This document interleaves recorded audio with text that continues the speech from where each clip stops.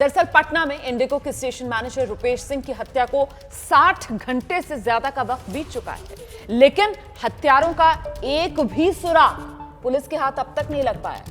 इस बीच कल बिहार के पूर्व डिप्टी सीएम सुशील मोदी रुपेश सिंह के परिवार से मिलने गए। उनके गांव सारण के सिमरी जलालपुर पहुंचे और उस समय रुपेश की बेटी ने सुशील मोदी से कहा, अंकल आप मेरे पापा के हत्यारों को जल्द पकड़वाएं, उन्हें सजा मेरी मां देगी, अपने हाथों से गोली मारकर।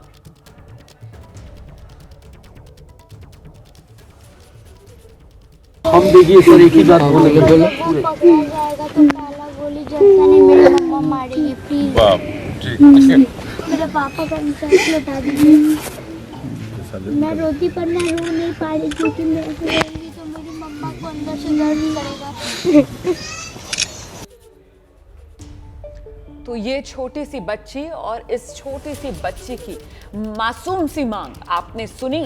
पूर्व डिप्टी सीएम सुशील मोदी के सामने ये बच्ची की मासूमियत जो है वो बिहार की कानून व्यवस्था पर बड़ा सवालिया निशान लगा रही है, क्योंकि 60 घंटे से ज्यादा हो गए हैं, लेकिन आरोपी कौन थे, हत्या क्यों की गई, इसकी दूर दूर तक पुलिस के हाथ में कोई सुराग नहीं लग रहा। एक बार फिर से जरा सुनिए मासूमियत भरी बच्ची की मांग।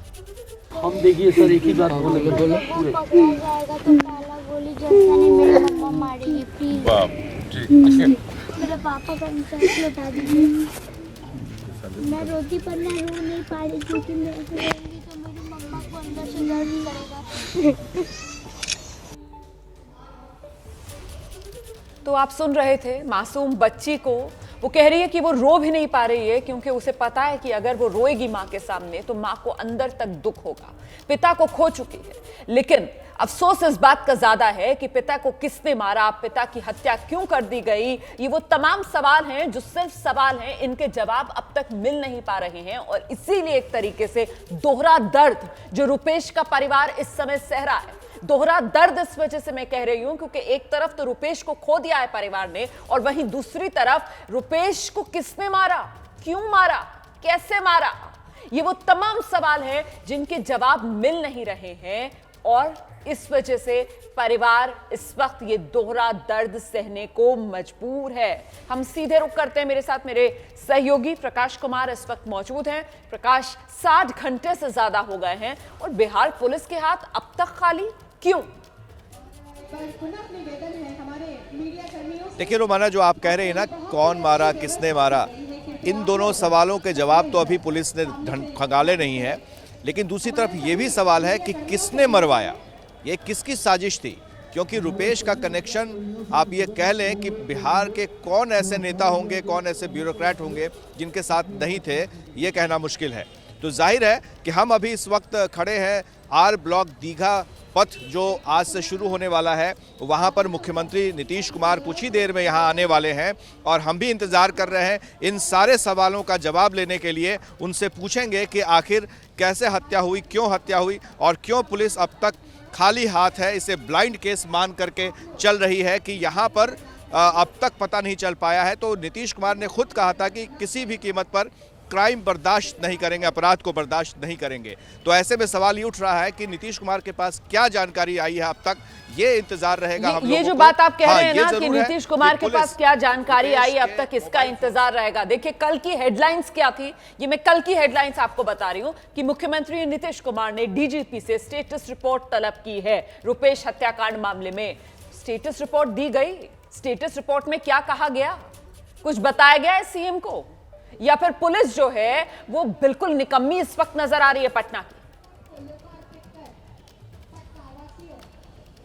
एक बात तो साफ है, ये मैं शुरू से कह रहा हूं कि बिहार के डीजीपी मुख्यमंत्री नीतीश कुमार की भी बात नहीं सुनते हैं।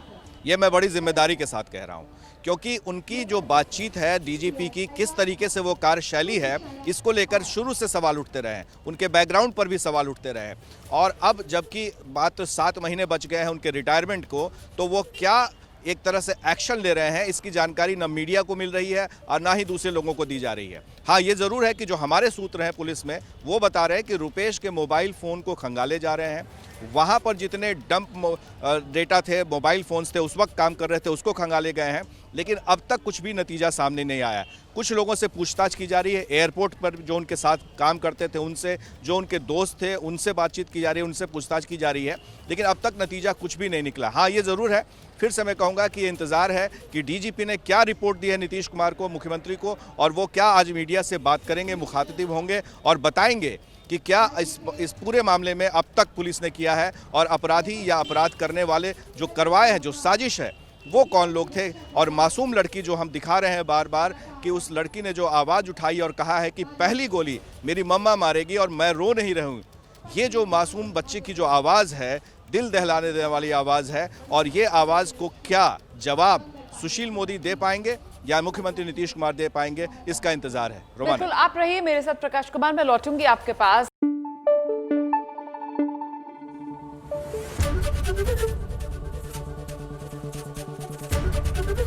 एबीपी न्यूज आपको रखे आगे।